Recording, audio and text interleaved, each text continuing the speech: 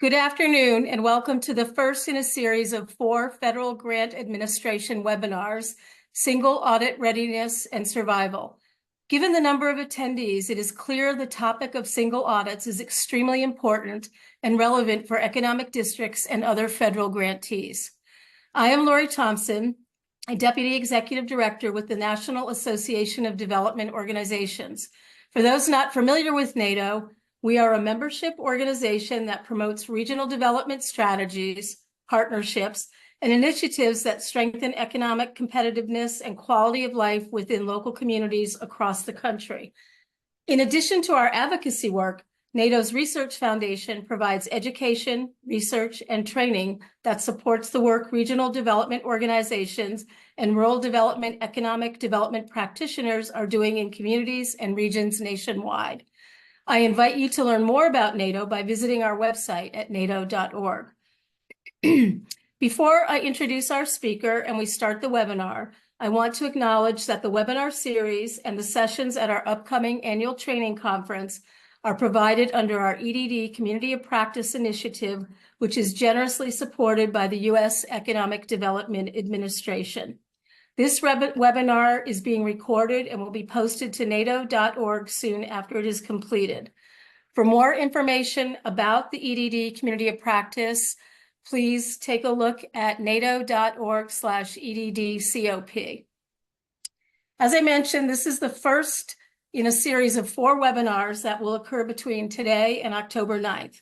The other 3 are Cost Grant and Allowability 101, which will be on September 26th, Indirect Cost Recovery for RDOs on October 2nd, and Purchasing Goods and Services with Federal Grant Funds on October 9th. In addition to the webinar series, we'll be offering 2 Federal Grant Administration sessions during our upcoming annual training conference in New Orleans, October 21 through 24. One will cover the distinction between the roles of grant recipient, subrecipient, and pass-through entity. The other will provide insights to the updated OMB Unifor guidance. Information about these sessions and the conference can also be found on our website.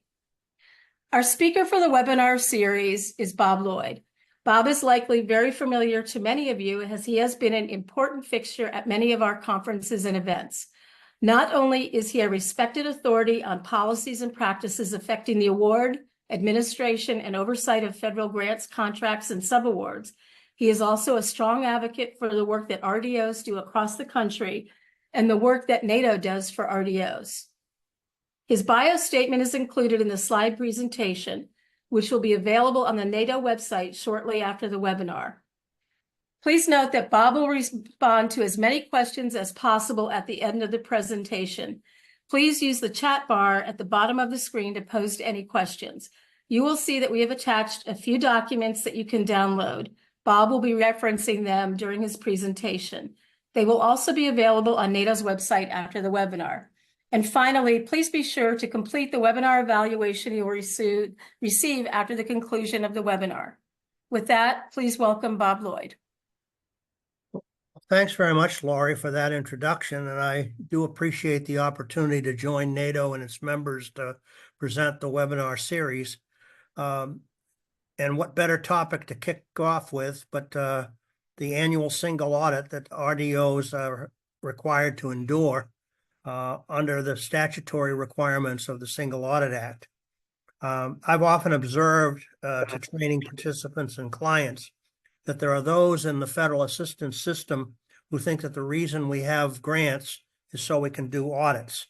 Well, that's probably my cynical nature getting ahead of me. But that said, it is true that the single audit that you have to arrange for is the federal government's first line of defense against fraud, waste, abuse, and non-compliance in federal grant programs.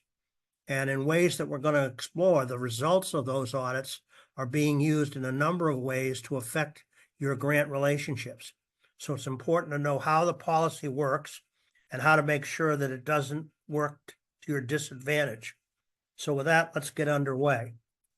The underlying single audit requirement is based on a statute passed in 1984, referred to as the Single Audit Act. In theory, organizations that receive federal grants, in many cases, were subject to audits of those individual grants in a very duplicative and wasteful manner.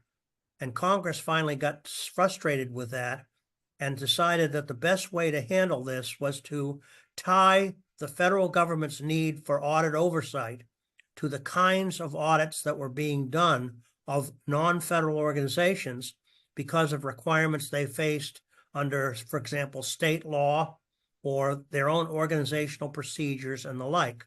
So the idea was that a single engagement of independent auditors would satisfy all of those needs. And the Single Audit Act was the statutory vehicle for providing that. Now, among other things, the Single Audit Act delegated to the Office of Management and Budget the authority to issue policies, procedures, and guidelines to implement the act. And the discretion that OMB was granted was considerable. So they really kind of assumed an outsized role in terms of establishing what was going to go on. Now, as you can see from the list here on slide number 5, the implementation of this requirement evolved over a number of years. Initially, it was applied only to state and local government recipient organizations. And Congress, again, expressing some frustration with lack of coverage of other kinds of grantees, instructed OMB to issue a policy that would affect non-governmental organizations, such as colleges and universities, hospitals, and nonprofit organizations. So there were 2 separate OMB circulars in place to direct how these audits were to be conducted. In 1996, Congress amended the Single Audit Act and essentially required the consolidation of these requirements affecting all recipients, both governmental and non-governmental. And it was at that point that Congress also established that the threshold of dollar expenditures that would be involved would be $300,000. In other words, if an organization expended $300,000 in federal awards from all sources during its fiscal year, it would cause to be performed a single audit. Now, Congress also gave OMB the authority on its own, not having to go back to Congress in any way, to go ahead and raise the threshold amounts that would be triggering the single audit arrangement. And as you can see from the slide, there were threshold changes that were accomplished over time, including one that is yet to be implemented under OMB's uniform guidance. So more on that in a few minutes.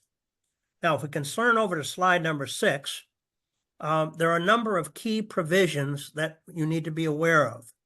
One of the things actually 2 of the things that are in the chat pod for today's program. One is subpart F of 2 CFR 200. That is the successor implementation document related to the Single Audit Act. It succeeded OMB Circular A133. So there are a lot of people in the system who still refer to this audit as an A133 audit. That's a misnomer. It's a subpart F audit is probably a more accurate characterization. So the entire subpart F has been provided to you, but another document that's included is an excerpt from something called the Compliance Supplement. That is essentially an audit guide published annually by the Office of Management and Budget, which tells the independent auditors who do these audits what requirements they are to audit against and suggests procedures for how they do that. So it's an extremely important document. And quite frankly, it's something that a lot of grantees skip over. They don't recognize the importance that this thing really takes on in the process. And we're going to talk in more detail about what's in the compliance supplement in a few minutes. Now, federal audit policy really has 2 prongs to it. One prong has to do with the audits that are conducted by federal auditors. Under the Inspector General Act of 1978, every major federal agency has an inspector general who's nominated by the president, confirmed by the Senate, and who takes their office based upon their expertise in one of 6 disciplines: law, public administration, accounting, and forensics, those sorts of things. In other words, the inspector general isn't supposed to be somebody who gets appointed because they're a good friend of the president or they gave money to the campaign. The idea behind the inspector general approach is independence of the federal agencies involved so that they can report their findings without fear of censure. Well, the point is that within the Inspector General Act, there is a specific instruction that the inspectors general are to make maximum use of non-federal audits. And there's where the 2 policies, the Inspector General Act and the Single Audit Act, dovetail with one another and establish appropriate audit coverage for federal programs. Now, another aspect of the Inspector General Act and the Single Audit Act, and something that makes them compatible, is the fact that the auditors who do the work under either of these statutes are required to follow audit standards promulgated by government and industry partners. The Government Accountability Office, the GAO, which is an arm of the Congress, publishes something called GAGAS, Generally Accepted Government Auditing Standards. Those standards build on audit standards that are issued by the American Institute of Certified Public Accountants Auditing Standards Board. That's referred to as GAS, Generally Accepted Auditing Standards. So taken together, what these standards do is to create a disciplined and reliable process for the oversight of financial information and other matters affecting that information. Now, under the Single Audit Act, organizations are expected to have audits conducted if they expend a certain amount of federal funds during their fiscal year. So obviously, there are many organizations who use the federal government's fiscal year. Others are on a calendar year basis. And probably the biggest cohort are organizations whose fiscal years begin on July 1st and end June 30th. So auditing of federal grant programs is something that's going on throughout the entire calendar. And depending upon the particular circumstances of the organizations involved, that's how they, if you will, get on the merry-go-round. Now, another aspect of this, and this is certainly something that's been controversial since the Single Audit Act came along, is that non-federal organizations are expected to arrange for audit services. They're supposed to hire their own auditors. And there are a lot of people in the federal government who will go to their retirement parties with the idea that it doesn't make sense to let grantees hire their own auditors. Well, they lost that particular battle, and certainly the audit community itself is one to continue to defend that kind of arrangement. The standards that I referred to a moment ago put a significant premium on the independence of the audit organization to be able to accomplish the objectives of the requirement. Now, that also dovetails with the fact that under OMB's uniform guidance, the payment for audit services is something that's an allowable cost. Now, part of the reason why these audits are important is because they serve other uses than simply establishing the reliability of financial information. If we turn over to slide number 7, we've got a list of the kinds of things that the audit reports are expected to accomplish. And one of the things I've tried to do in the slide deck is to give you citations to the particular places in OMB's uniform guidance that the particular requirement is articulated. I've learned long ago in my consulting practice that people want to know, where does it say that? Well, where it says it is those citations like the ones you see on slide number 7. So the first thing is federal agency and pass-through entity risk assessment. Before an organization is awarded a federal grant or subgrant, the awarding agency, whether at the federal level or as a pass-through organization, is expected to conduct a risk assessment of whether or not the organization involved is somebody who can be trusted to handle the federal funding arrangement that's being contemplated. And one of the factors that goes into that risk assessment is audit history. So somebody who's had significant audit findings, particularly ones that haven't been corrected, runs the risk of falling out of the competition for discretionary grant funds. Discretionary grant funds, of course, are funding streams in which the awarding agency decides who gets the funds and how much they're going to get, as distinct from formula grant programs, which distribute the funds based on data factors like population and per capita income and the like.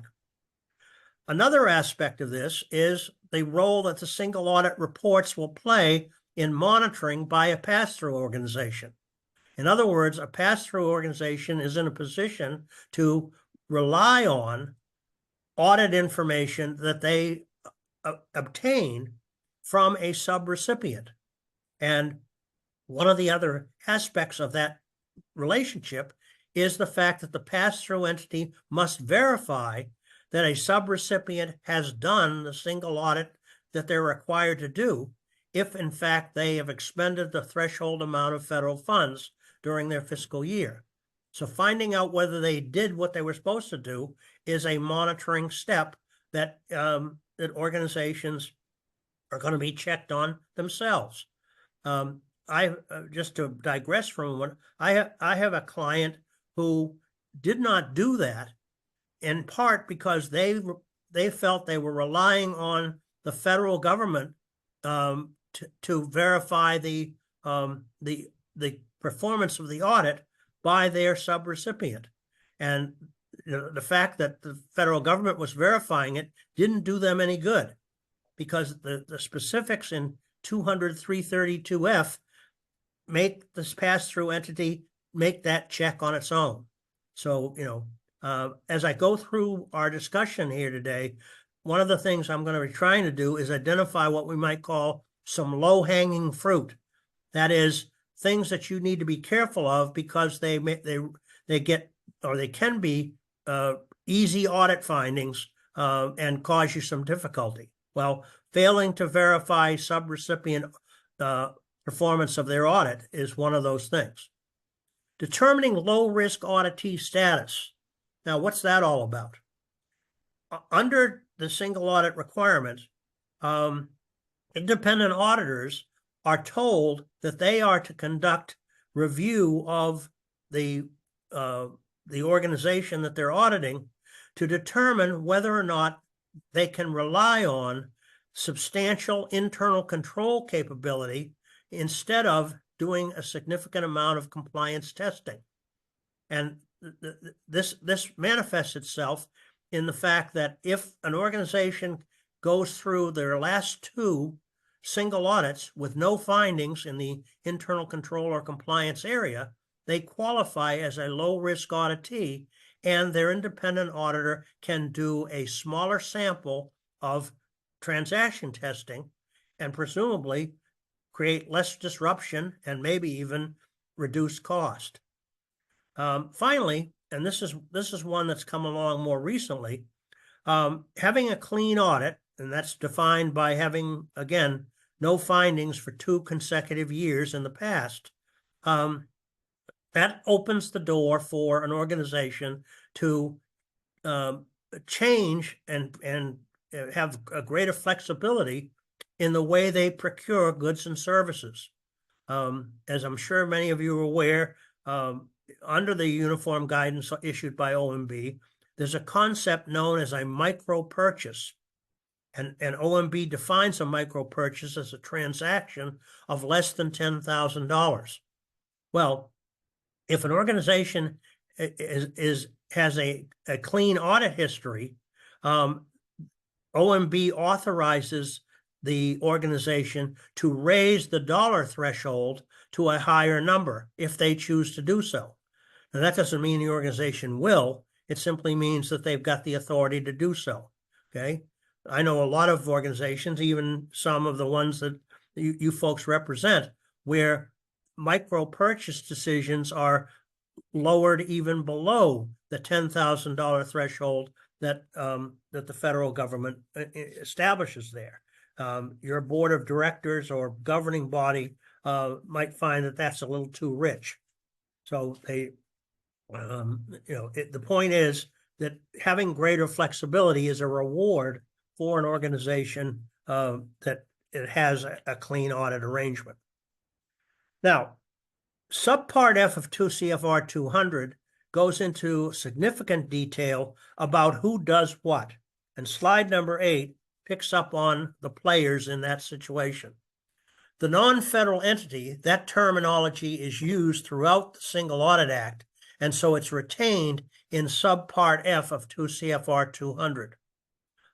Elsewhere in OMB's uniform guidance, the term non-federal entity has been abandoned in favor of the term recipient and or subrecipient. So you'll see that, as you begin to implement OMB's uniform guidance revision, which takes effect October 1st.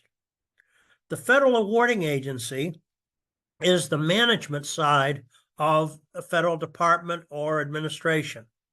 And this is the organization that has the authority to commit federal funds to a course of action. The pass-through entity is an intermediary entity, usually a primary recipient, who in the program they're administering is expected to turn around and subaward to subrecipients. And I'm preaching to the choir here because regional development organizations are at the crossroads of many federal aid programs where you're the prime recipient and you're turning around and subawarding perhaps to member local governments or to nonprofit organizations or others within your regional structure. And that certainly means that the pass-through entity ends up doing a lot of things vis-a-vis the subrecipient that the federal government does vis-a-vis a prime recipient. The cognizant agency for audit or oversight agency for audit is the Inspector General's office of the agency that provides the greatest amount of federal funds to the organization, whether that's direct or pass-through. So the idea here is that those inspectors general offices are going to oversee, really at a very high altitude level, whether or not an organization has their single audit performed. Now, to be a cognizant agency for audit, the recipient organization has to spend $50 million annually. If you don't reach that threshold, which I suspect most everybody on this call doesn't, then you have what's called an oversight agency for audit. That's the same Inspector General's office, but the difference between the two is that in a cognizant agency for audit, the federal government has a significant number of affirmative responsibilities. They're a proactive party. And the notion here is that somebody who's spending $50 million in federal funds is worth bothering with directly. Oversight agency for audit, the Inspector General of the agency that provides the predominance of funds, but the organization involved doesn't spend more than $50 million, has all the authority of the cognizant agency, but is going to be in a reactive mode. So, for example, if your independent auditor has questions about how to conduct certain kinds of transaction testing, they would reach out to the oversight agency for audit for an answer. Finally, OMB spends a significant amount of time instructing the independent auditor about how to do the work that they're going to be doing. Now, one of the things I've observed entirely too often is that a lot of recipients and subrecipients, when they get to the sections of what used to be Circular A-133 and is now Subpart F, their eyes glaze over and they stop reading. I think it's extremely important for somebody within your organization to be sufficiently knowledgeable and cognizant about what the nature of that activity is going to be. And hopefully in the time we're to get together this afternoon, I'm going to help you get a jump start on that. Now, as I mentioned earlier, the threshold for expenditures, which triggers the single audit, has graduated up over time. On slide number 9, there is a listing of each time that particular subject has been addressed in federal policy. When Congress passed the Single Audit Act in 1984, they demonstrated how little they know about auditing, because they established that any organization that received $25,000 or more in federal funds during their fiscal year would cause to be performed a single audit. Well, the legitimate question is, what's to audit if all you've done is receive the money? You haven't expended it. The other thing about it was establishing the threshold at $25,000. A lot of us cynics back in those days referred to the Single Audit Act as the Auditor's Full Employment Act, because it pretty well guaranteed that anybody who had a federal grant was going to have to do an audit. Well, Congress straightened itself out in 1996 by raising the threshold to $300,000 of federal funds expended. And as I said earlier, OMB at that time was given the authority to raise the threshold on its own. Now, each time OMB has chosen to do that, they've gone to the Federal Register and published a notice saying, we're thinking about doing this, and we're going to accept comments about whether it's a good idea or not. As you can well imagine, those who make their living doing single audits, or part of their living, were not particularly enthused about raising the threshold, because that meant that clients were going to go away. On the other hand, those who wanted to look at whether the conduct of audits was sufficiently covering the amount of federal funds out there were willing to see the amount graduate up. So in 2004, it went from $300,000 to $500,000. In 2015, after the issuance of what's now known as the Uniform Guidance, it went to $750,000. And this year, it's going to $1 million. Now, important thing to make a note of. The $1 million threshold applies to fiscal years beginning on or after October 1st, 2024. So for some of you, particularly with those with a July 1, June 30 fiscal year, your fiscal year that begins in 2025 is going to be the first one where the $1 million threshold kicks in. Okay, so that's something to keep in mind, that until that point, the $750,000 threshold applies. Now, as I said earlier, one of the things that has been a concern is the fact that recipient organizations and subrecipients are permitted to purchase or arrange for audit services. Slide number 10 addresses this.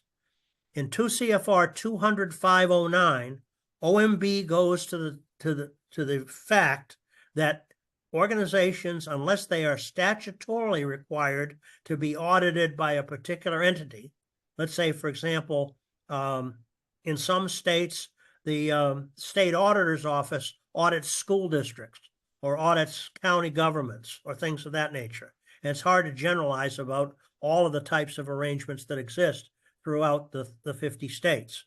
But that being said, most recipient organizations are going to end up engaging a certified public accounting firm to do their audit. And OMB is concerned that quality audits result from that procurement.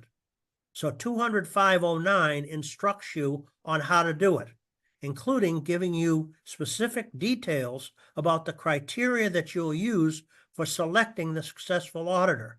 And those criteria are listed there at the bottom of the slide. Okay.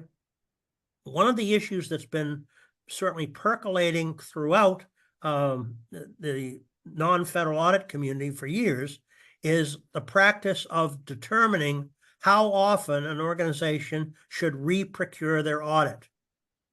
There are certainly federal officials who have wanted desperately for a requirement to be in place that organizations needed to go back to the marketplace and re-procure their audit based upon a specific schedule of years, 3 years, 5 years, whatever.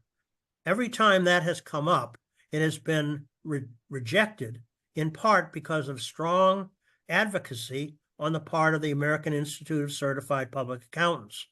So there's no specific provision that that says whether you need to change auditors or how often you need to procure them. But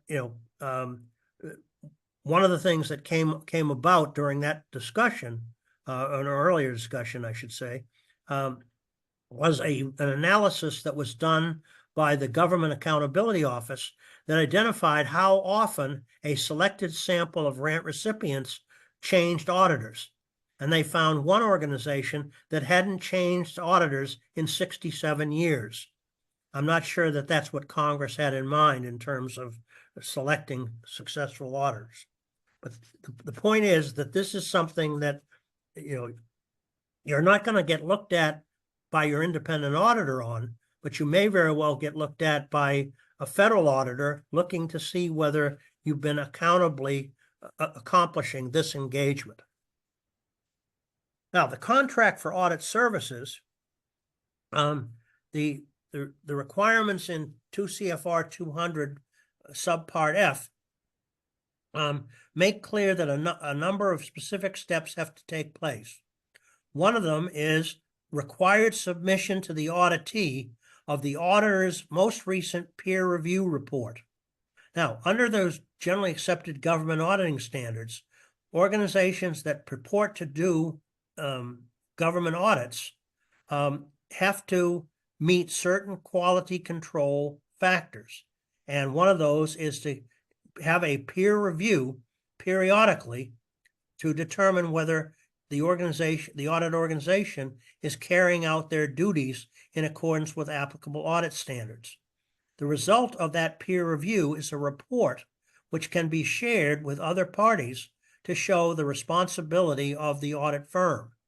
And so OMB built into the audit procurement arrangement that this would be something that the recipient organization is required to request and something that the independent auditor is required to provide.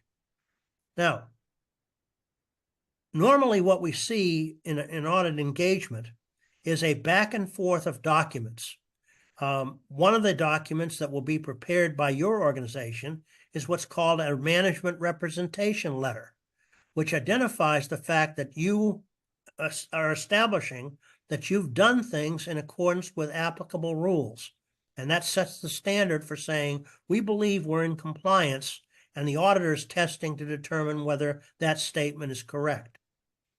But beyond that, generally accepted government auditing standards assume that the auditor is going to issue an engagement letter that establishes what they're planning to do, the nature of the field work they're going to carry out, and the reports that they are planning to issue. Well, the procurement requirements in 2 CFR 200 assume that the buying organization, in this case the auditee, is going to be writing their contract for goods or services themselves. So there are certain features in 2 CFR 200 of things that need to be included in that arrangement. And so arguably, the contract for audit services is kind of a joint venture.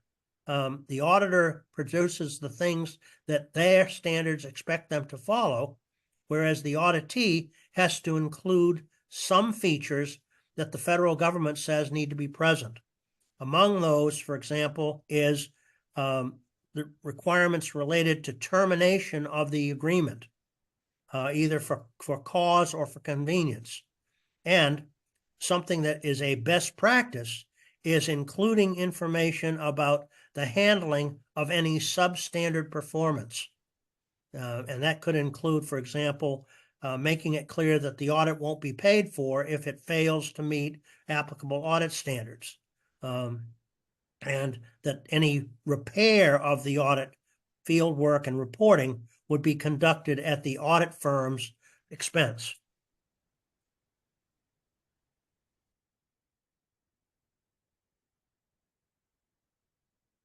Now, over on slide 12, we've got a list of the role that the single audit reports are going to take. And this is something of a repeat of what you saw on slide 7. The two risk assessments, that is one done by the federal government vis-a-vis prime recipients, or the pass-through entity vis-a-vis subrecipients, in both of those cases, the audit history is among the criteria that's going to be used for making that judgment. And the assumption is that a risk assessment could be a factor in deciding whether or not to fund an organization, or if it's decided to fund the organization, whether to add special conditions associated with that particular organization. Subrecipient monitoring by the pass-through entity can be accomplished in part by review of single audit reports.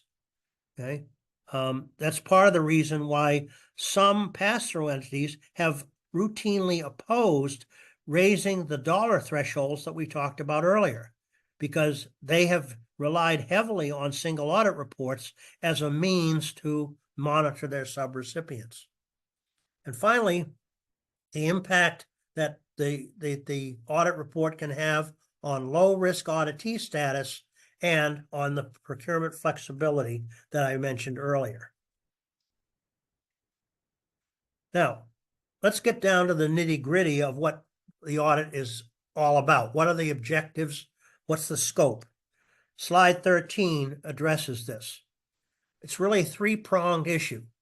First, the awarding agency wants to know that there's accuracy in the financial statements of the organization. Now, there are two levels of that accuracy. One is the financial statements of the organization as a whole. In other words, all of their revenues and expenditures for the organization. Is their financial position at the end of their fiscal year accurate in all material respects? If the answer to that is yes, that's providing some degree of assurance to the awarding agency about the responsible financial management of that organization. But the single audit takes it one step further by requiring an auditee to prepare at year-end a schedule of expenditures of federal awards, also known as a CFA. And I'm sure that many of you on this call are very familiar with preparing that document. The critical thing is that there is required information that the federal government stipulates what that schedule is supposed to look like, what kinds of information is going to be forthcoming. And in particular, I want you to remember something that's going to become more important when we start talking about the field work, and that is the so-called assistance listing number, something that used to be referred to as the Catalog of Federal Domestic Assistance Number, or CFDA. That 5-digit code is an extremely important feature of the CFA because it will enable the independent auditor to take that code or that number and go to the audit guide, the so-called compliance supplement, and find out which requirements they are to audit the organization against. Now, another aspect of the accuracy of the financial statements is whether that they are presented in accordance with generally accepted accounting principles. Now, this is a place where a lot of people get messed up in the terminology. They confuse generally accepted auditing standards with generally accepted accounting principles, or GAS versus GAAP. Think of it this way. The independent auditor is using GAS, generally accepted auditing standards, and the supplement from the U.S. Government Accountability Office, GAGAS, to determine whether the auditee is keeping their books in accordance with generally accepted accounting principles applicable to their kind of organization. So in the case of governmental units, state and local governments and special districts, generally accepted accounting principles is established by a group called the Governmental Accounting Standards Board, which is a private entity located up in Norwalk, Connecticut. For non-governmental organizations, such as colleges and universities, hospitals, and nonprofits, generally accepted accounting principles are pronounced by a companion organization known as FASB, the Financial Accounting Standards Board. And those dichotomies are important in terms of the presentation of revenues and expenditures by those organizations. A second component of the audit scope is a study and evaluation of the design and operation of internal controls.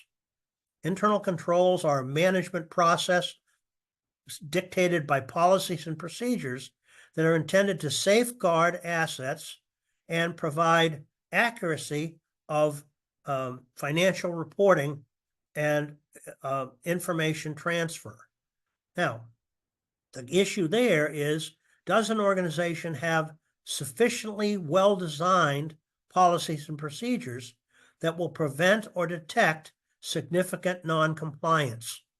And so the third component of the audit is whether the organization has complied with laws, regulations, and award terms and conditions that could have a direct and material effect on the financial amounts in their financial statements or their CFA.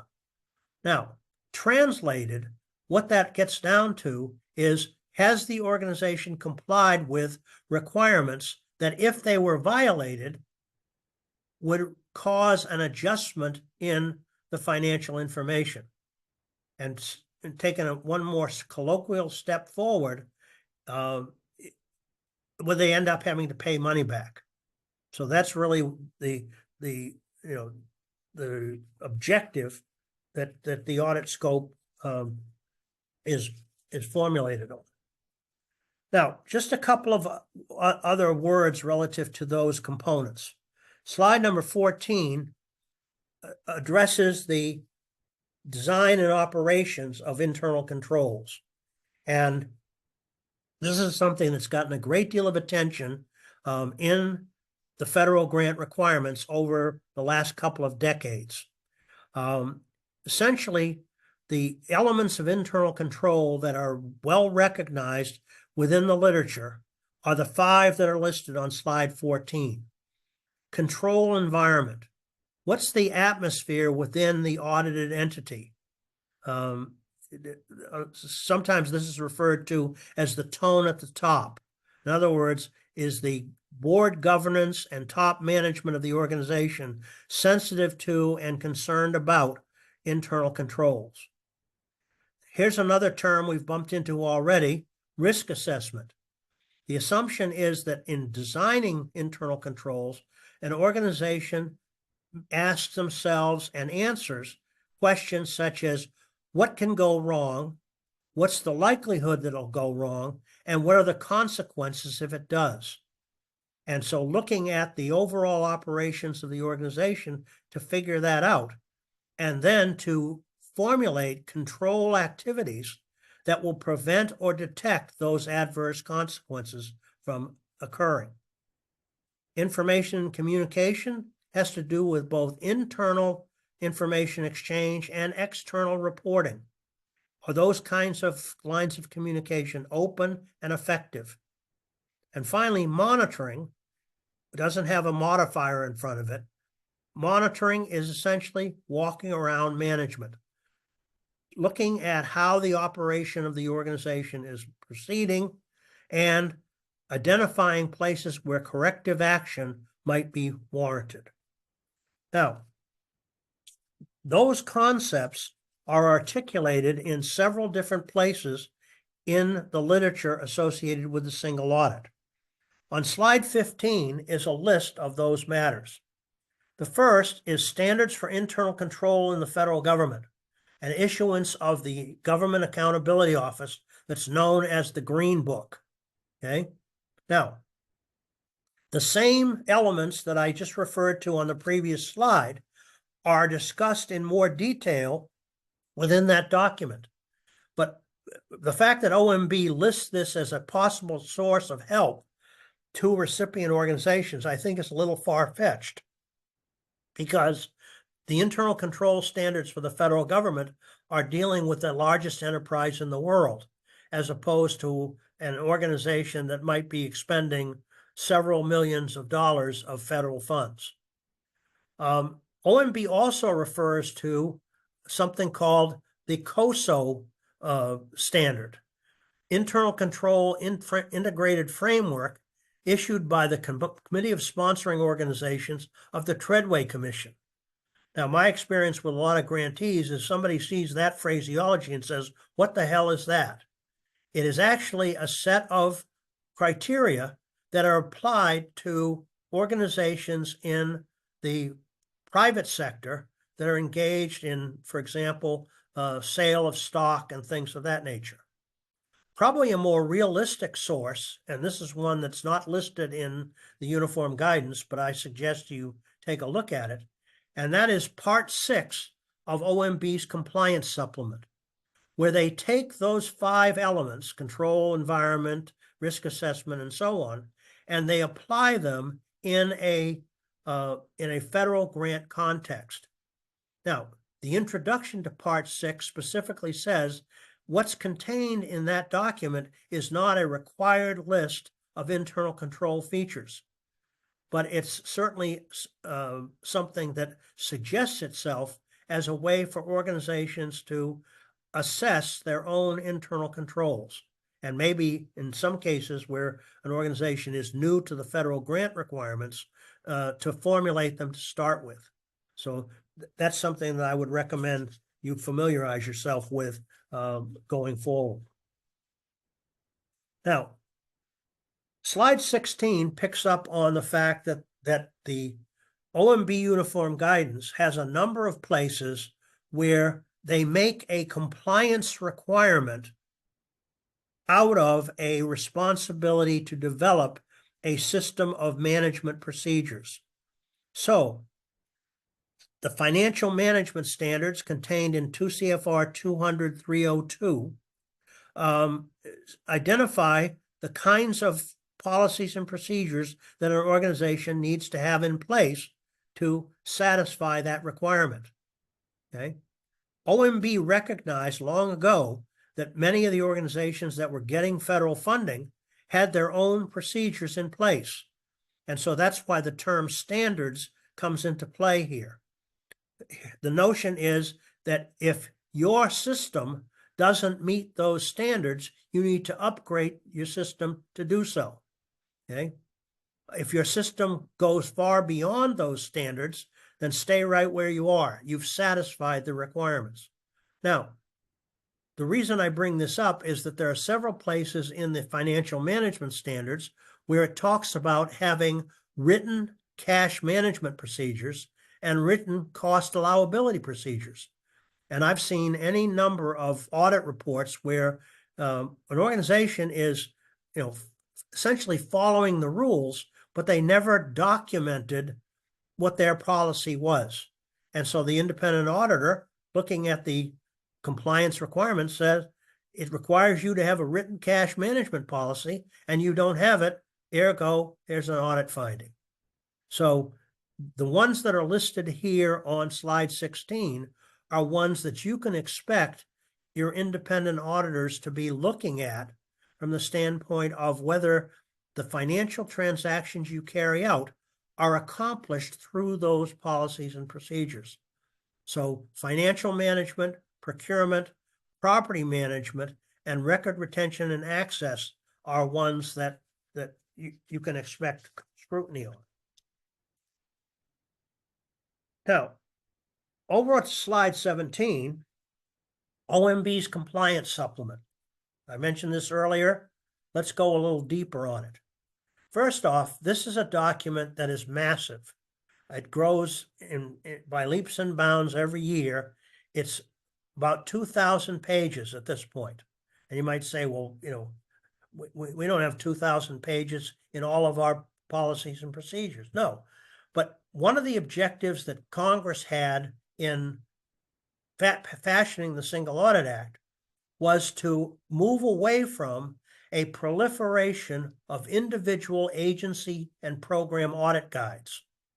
Back in the day, there was even a publishing house, it's called Commerce Clearinghouse in Chicago. I think it's been bought out by somebody else, but the name still sticks. Commerce Clearinghouse had an information service that law firms and accounting firms could buy, where all it was publishing existing public domain audit guides. Well, Congress wanted to get away from that.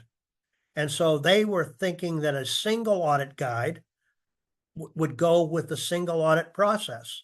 And that single audit guide began to be referred to as the compliance supplement. Well, back in 1985, the compliance supplement had 27 pages in it. So it has grown substantially. But here's the point. The presentation of the information in the compliance supplement, it will allow you to cut to the chase in terms of what you can expect from the audit process in your organization. And one of the items that we've included is, in your handouts, is the matrix of compliance requirements.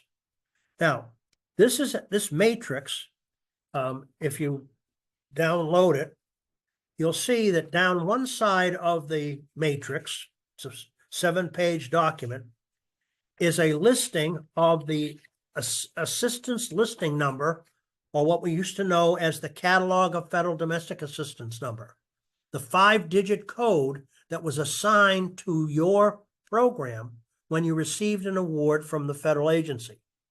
The first 2 digits in the assistance listing is the federal agency. The next 3 digits are a specific program code related to the underlying statutory and regulatory authority related to that program. Now, just for example, there are a couple of programs that are probably pretty generic to most regional organizations. The Economic Development Administration, of course, is a source of funding for many regional development organizations. Well, the federal agency code for EDA is 13. That's actually the Department of Commerce's code, but EDA is a subcomponent of the Department of Commerce. So 13507 happens to be the source of funding for a lot of regional activities carried out under the EDA flag.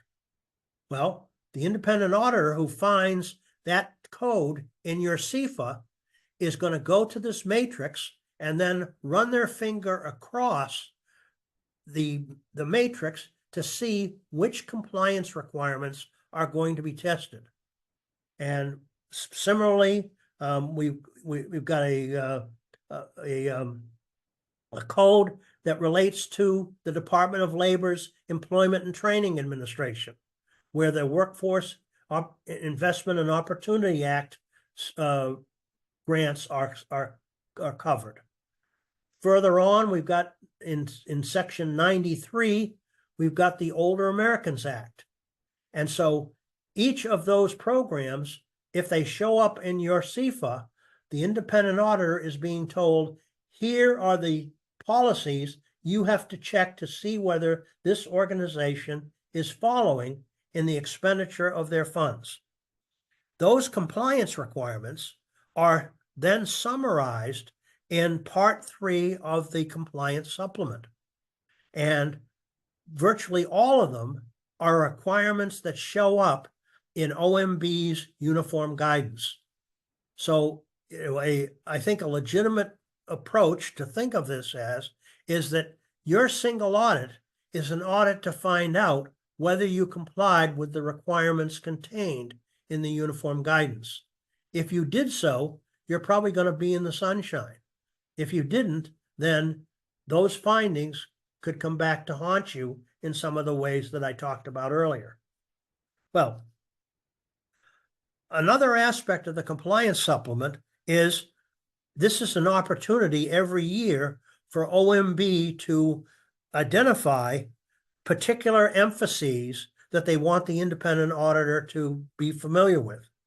Now, this has been obviously a very robust situation over the past 5 years with COVID, and then the response to COVID in the CARES Act, the American Rescue Plan Act, and the infrastructure statute. All of those, because of the dollar size of the programs and the vulnerability of them, has led to certain further instruction of how the independent auditor is supposed to consider their work and their testing of the activities. Now, looking at the matrix from the standpoint of what goes across the top of the matrix, there are 12 federal program areas that are included in that listing. And this is something we can pick up on slides 18 and 19, if we go over to that. Okay. Now, when OMB first started using the compliance supplement, they were telling the independent auditor to test all 12 of these areas. About 5 years ago, a decision was made to cut down on the expectation that each of these requirements would be audited on an annual basis. And so another annual feature of the compliance supplement is the individual federal agencies deciding which of the 12 areas they want the auditor to review. Okay, so let's just say, for purposes of discussion, in year number 1, the auditor is told, check activities allowed and unallowed, allowable cost, matching and cost sharing, period of performance, procurement, and subrecipient monitoring. Now, that means that things like eligibility, level of effort or earmarking, equipment and real property management get skipped over in that particular year. But what the magic of this kind of an arrangement is that the next year, the federal awarding agency can go to the matrix and say, well, we had these areas looked at last year. This year, we want to fill in the blanks with some of the other things that are involved. Now, that being said, there are probably a couple of compliance requirements that are not going to change from year to year. One of those is the period of performance. When can you start incurring the cost? When do you have to stop? And clearly, spending the funds outside of that calendar is something that causes them to be disallowed. On the other hand, the cost principles are probably another one where that's going to be checked on an annual basis. A sample of transactions will be looked at from the standpoint of, was the cost allowable under subpart E of 2 CFR 200, and did it meet the general tests of allowability, such as necessary, reasonable, allocable, consistently treated, adequately documented, all of those kinds of hurdles that a cost has to go over before it gets charged to the federal government. So, looking at the matrix of compliance requirements and seeing which elements in the case of the 2024 supplement, which is where this handout came from, you can see what you're going to be tested on. And from a standpoint of audit readiness, I can't think of a better help to your organization. Now, let me mention just a couple of things about the things on the list, because I said earlier I would try to identify some low-hanging fruit. That is, things that are likely to be raised in terms of issues, relative to your compliance. First off, with respect to the period of performance, okay, I mentioned that this is defined by when you can start incurring cost, when do you have to stop. One of the big policy gaps that OMB was guilty of in the uniform guidance was they never addressed the issue of the allowability of closeout costs. That is the amount of money you have to spend to prepare the final financial and performance reports, deal with disposition of property, and other kinds of steps that are involved after the performance period is over. Well, OMB has fixed that in the new uniform guidance. The problem is that that doesn't take effect until October 1st, 2024. So any closeout costs that were incurred and were charged to an award is going to involve some sort of interpretation of the existing cost principle. So keep that one in mind. Another one that's fairly common has to do with what shows up on page 19, suspension and debarment. Before you enter into a financial relationship with a subrecipient or a contractor, you're supposed to determine whether or not they are suspended or debarred. Where you find that out is in the excluded parties list system hosted on the System for Award Management, also known as sam.gov. Now, if you don't check to see whether they're suspended or debarred, you could enter into an agreement with a suspended or debarred party. It's unlikely that that would happen, but independent auditors like to see whether you've checked this because it's an easy finding to raise from both a control standpoint and a compliance standpoint. Okay, so somebody might say, well, wait a minute, don't we get them to certify that they're not suspended or debarred? Well, yeah, they could certify it, but unless you check to see whether they're lying, that is the issue that arises here. Another source of information or another concern has to do with equipment and real property management. One of the audit steps is to determine whether or not you have property records and whether those property records contain all of the data elements that are identified in 2 CFR 200-313. Okay? You're missing some of those data elements, then your property records are suspect. And there's a companion provision having to do with the conduct of a periodic inventory to determine whether the things that you identify as being in your property records are still around. And so these are, again, some fairly common findings that relate to procedural things that are, I think, arguably are easily avoided. Final one I want to mention in the list has to do with reporting. Now, the reporting section of the compliance supplement, this is in part 3 of the document, talks about 3 kinds of reporting. One is financial reporting.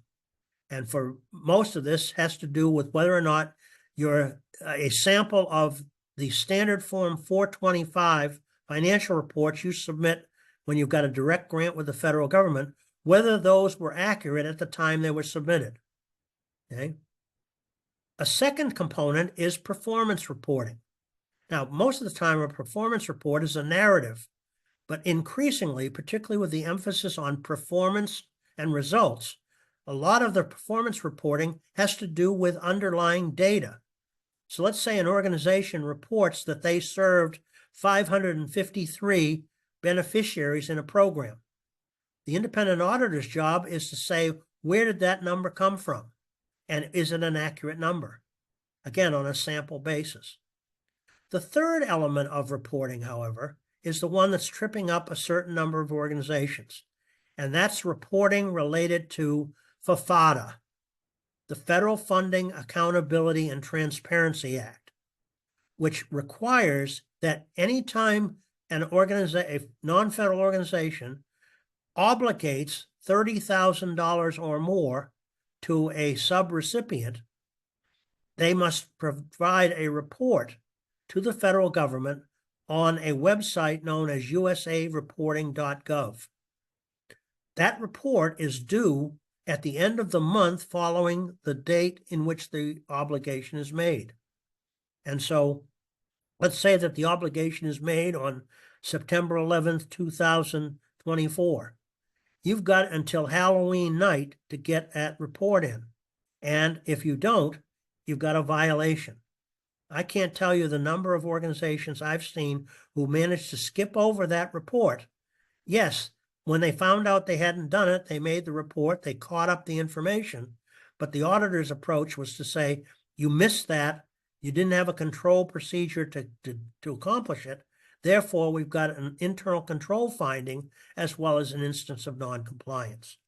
Okay, so I'm bringing up those because they are the kinds of things that are buried in the compliance supplement that a lot of organizations skip over or don't know are there and don't know that that's the kind of stuff that they're going to be checked on.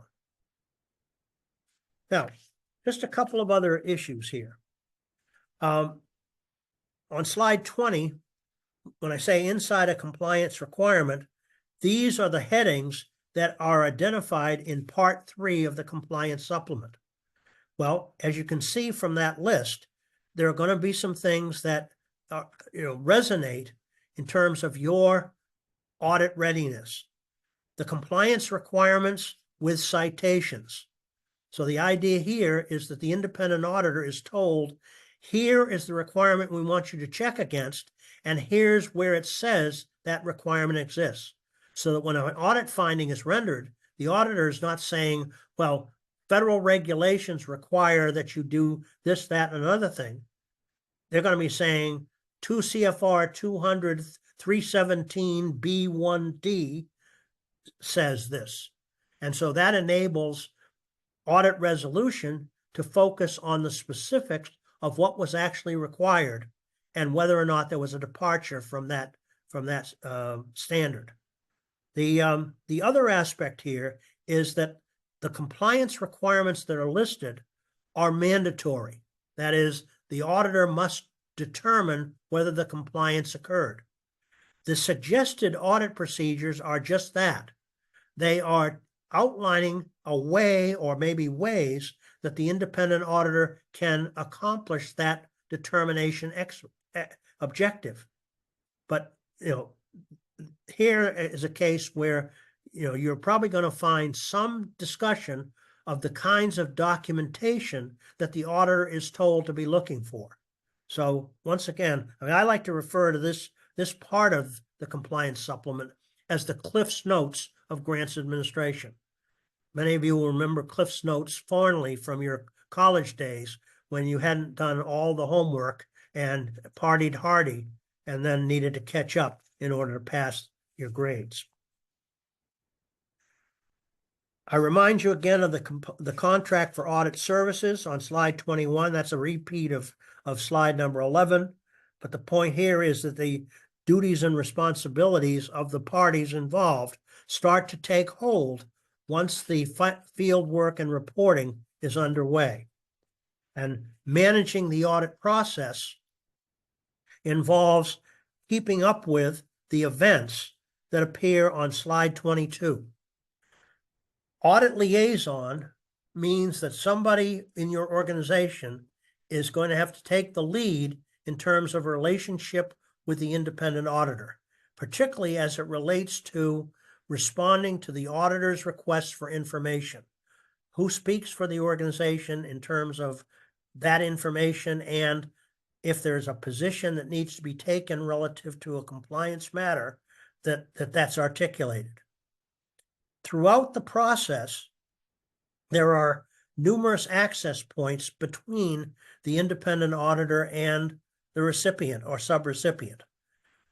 The conduct of an entrance conference at which there ends up being an understanding about the nature of the work that's going to be done and the schedule for accomplishment of it, monitoring of the field work and responding to inquiries during that process, an exit conference at the end of the field work during which information about expected audit results are articulated along with a draft report, and that ultimately that draft report is going to be something that is ending up being finalized.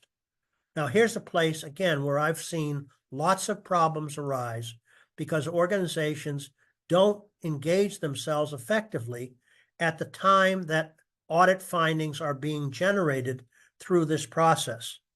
And therefore, when an audit finding shows up in an audit report and there's a question cost that might be disallowed, that's when the organization wakes up and says, well, we don't want to pay money back. And what can we do about that?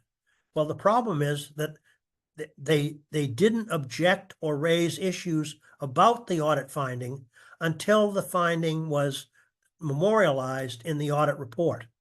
And then, in many cases, it's too late to present mitigating information and the like. Now, a couple of other things to be aware of. The independent auditor is also somebody who's going to be doing some risk assessment. And that is going to be accomplished by deciding which programs are going to be treated as so-called major programs.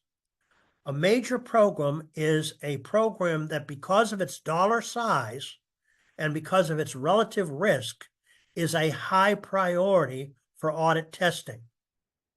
Now, this 2 CFR 200-518 is one of those sections that, again, a lot of recipients and subrecipients' eyes glaze over when they get to it, because it's discussed in technical terminology that the auditor is much more comfortable with than the auditee is.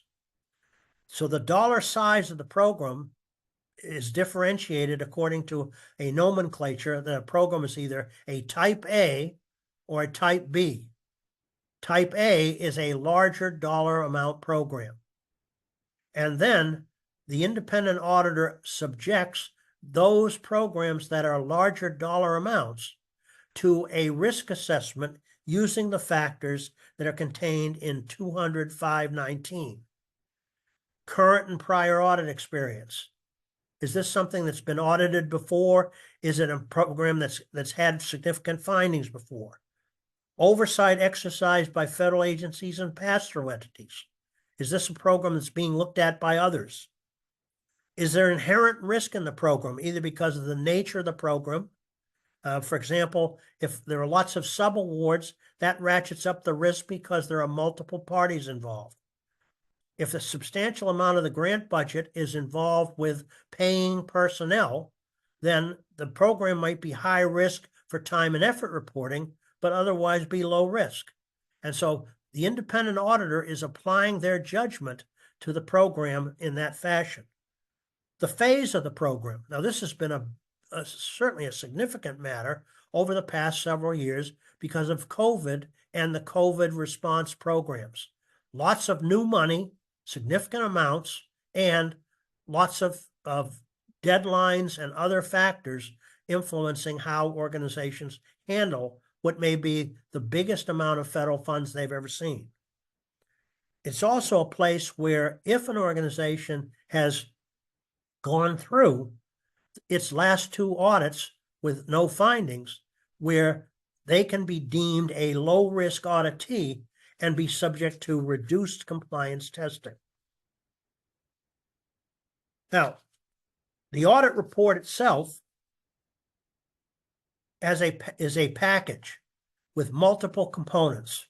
On slide 24, I've listed those out. The data collection form is a joint effort of the independent auditor and the auditee. The auditee is responsible for preparing the financial statements. The auditor's opinions and reports are their responsibility. And the summary schedule of prior audit findings and the corrective action plan are the responsibility of the auditee. Now, ultimately, it is the responsibility of the auditee to deliver the audit reporting package to the federal audit clearinghouse within a designated time frame. And that time frame is identified over on slide 25. That timing is within 9 months after the close of the auditee fiscal year, or within 30 days after receipt by the auditee, whichever one occurs first.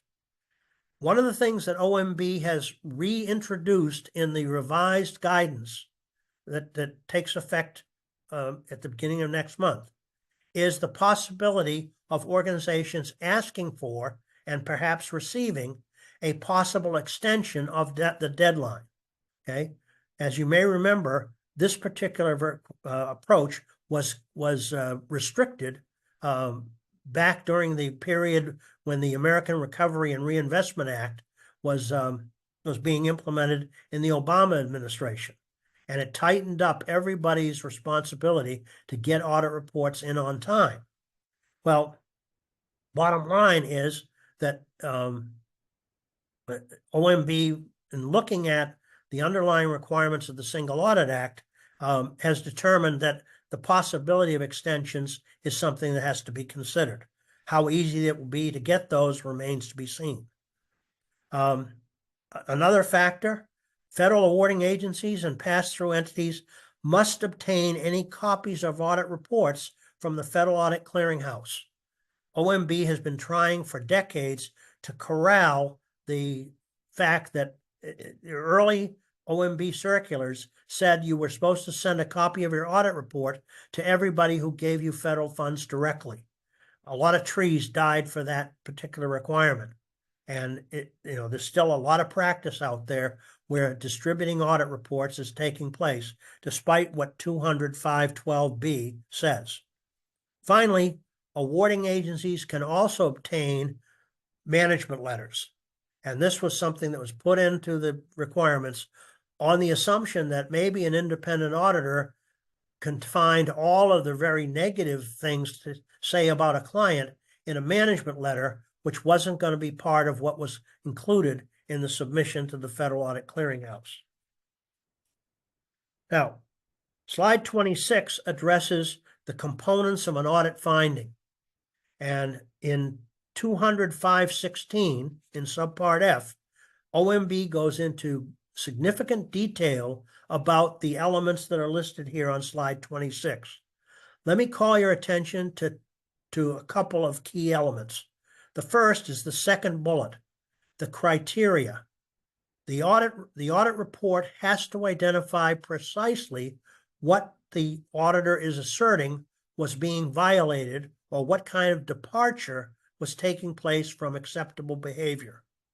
Okay? The cause, why did it happen?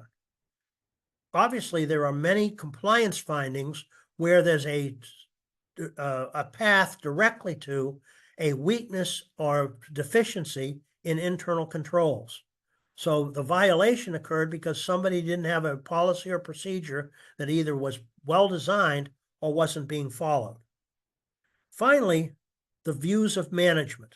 And this is where the opportunity to state your business, if you will, to assure that any mitigating circumstances are brought to the auditor's attention, and that those are memorialized in the audit report, so that you're not agreeing to things that you don't believe are valid. Now, that being said, if there's a valid audit finding, then lead the parade to fix it.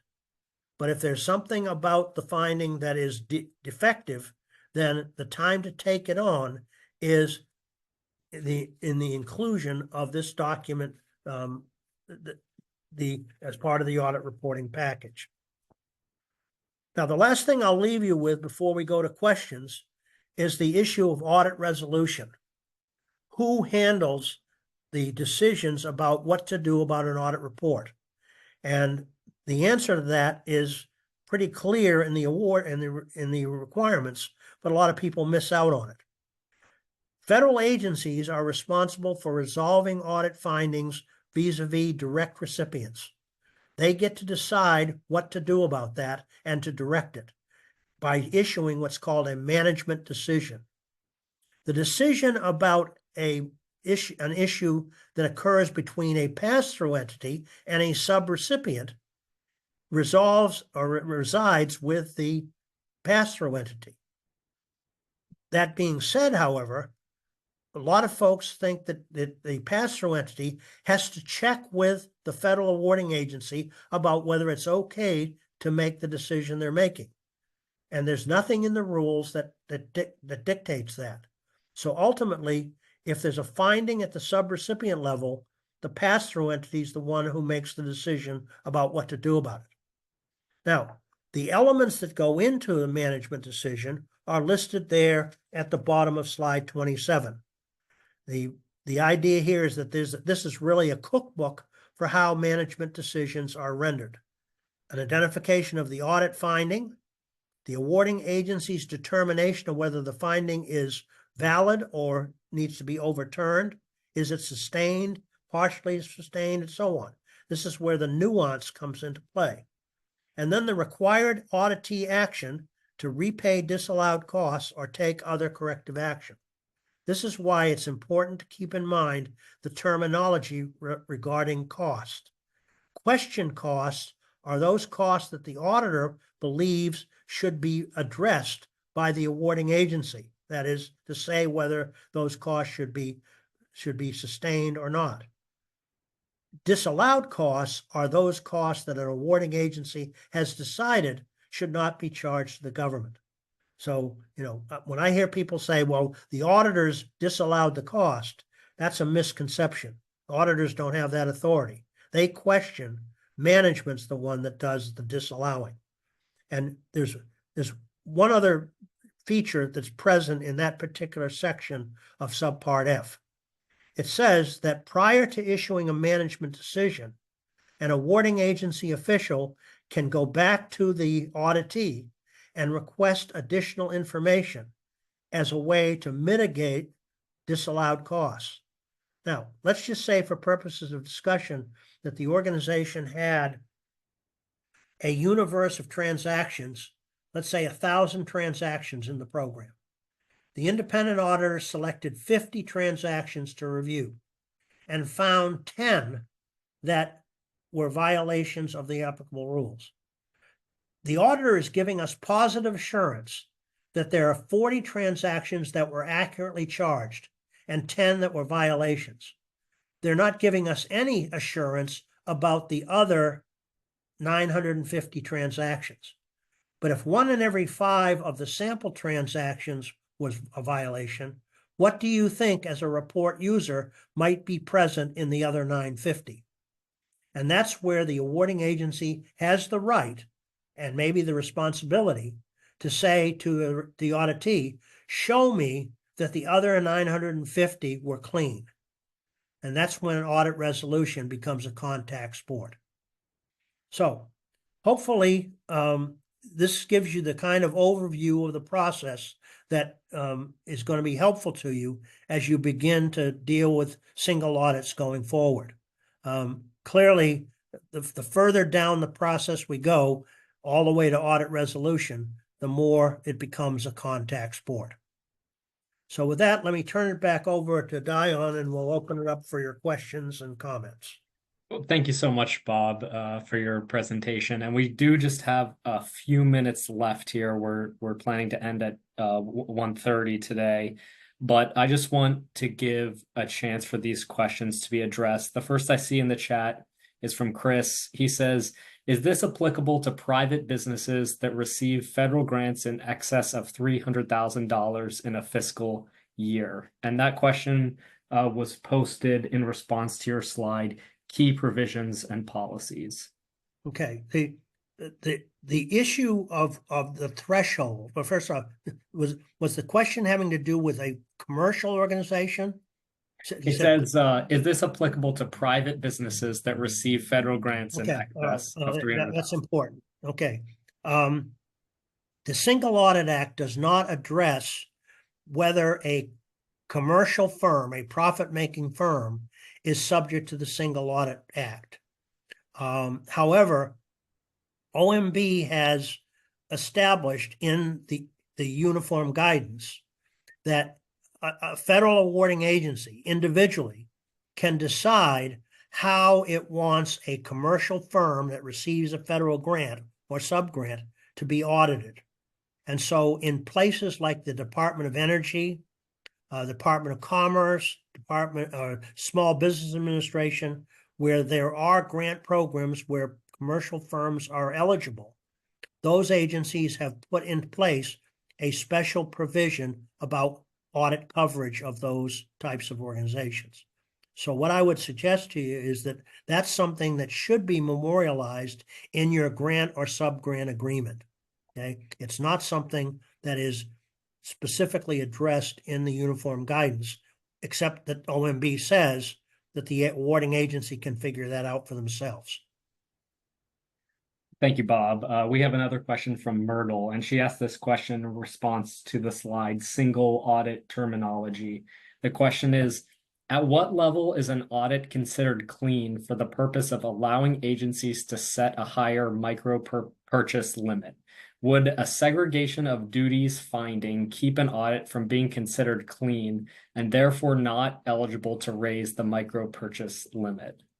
I think the answer to that is yes, it would, because it would be the discussion of the micro purchase threshold is contained in 2 CFR 200-320.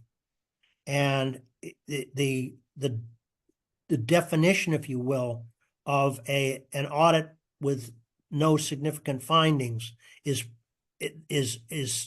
articulated there. And so I believe it talks about no internal control findings and no significant compliance findings. So that, you know, that would be, I think, enough to cause a problem in terms of that recognition. I don't have that language in front of me, but I do know what the citation is. So I would suggest to you that you take a look at that. One of the things we'll be doing as well as, since we've run a little long, is you know, if there's a follow-up question, we'll get you my email address or phone number, and I'll be glad to explore that with you offline. Excellent. Yes, just please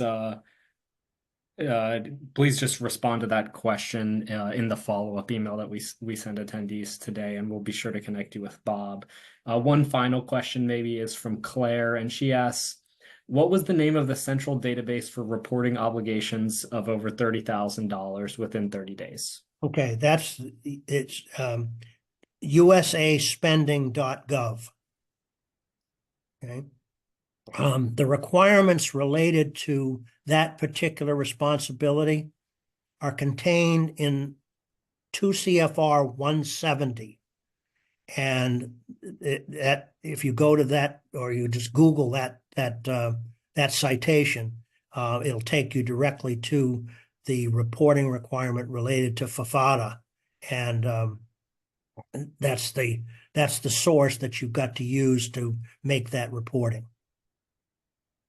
All right. Well, I don't see any other questions posted, and we're coming up on the half hour. So I want to thank everyone who took the time this afternoon to join our webinar, and thank Bob for his presentation. As a reminder, this is the first in a series of 3 webinars, and you can read more on the NATO website. We'll be presenting those over the next couple of months.